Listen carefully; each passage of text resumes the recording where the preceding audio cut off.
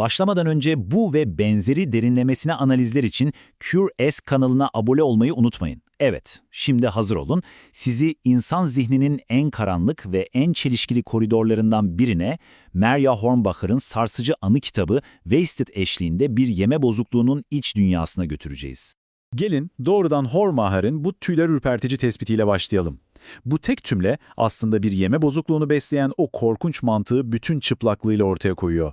Ne kadar yok olursan o kadar değerli olursun. Peki, bu akıl almaz dünyayı anlamak için nereden başlamalıyız?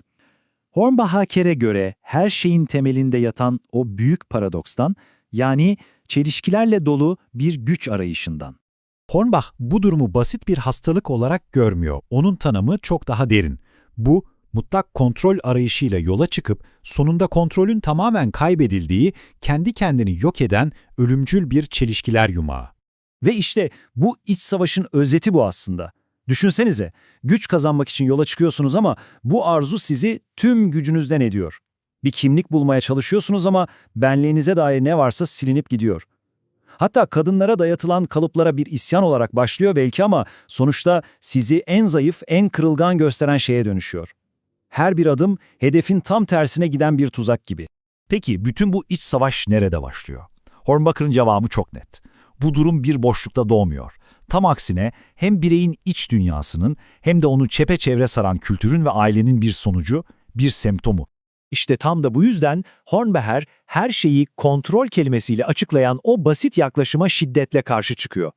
Bizi bu karmaşık yapbozun parçalarına, yani işin derinine inmeye davet ediyor.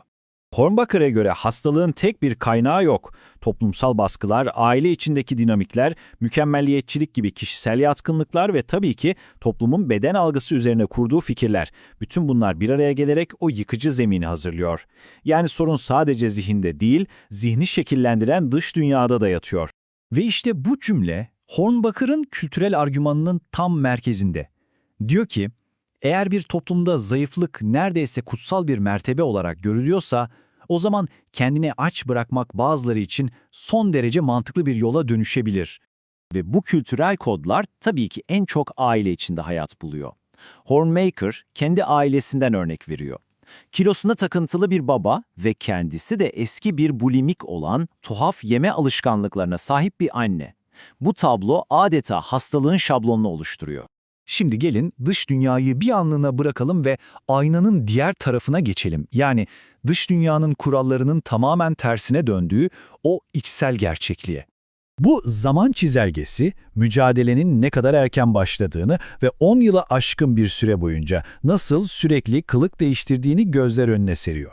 Düşünün, her şey 9 yaşında bulimya ile başlıyor, sonra anoreksiyaya evriliyor ve yıllarca devam ediyor.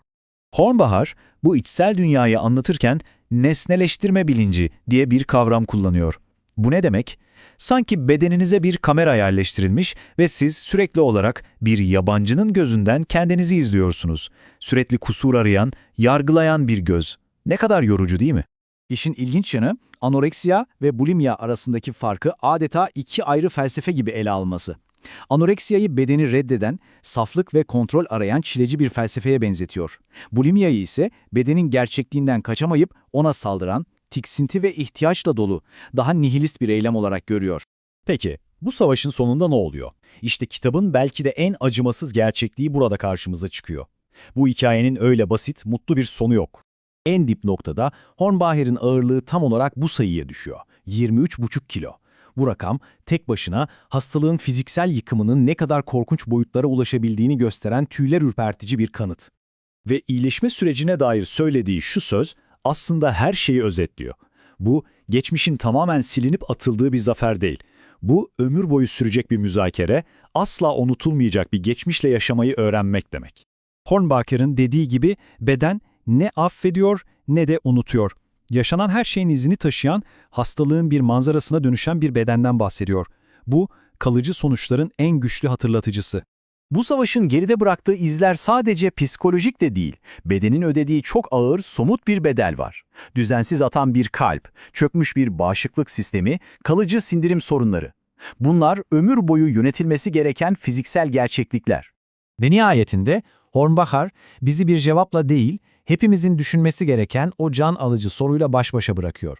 Nasıl oluyor da bizim kültürümüzde insanın kendini yok etmesi bu kadar kolay bir seçim haline gelebiliyor?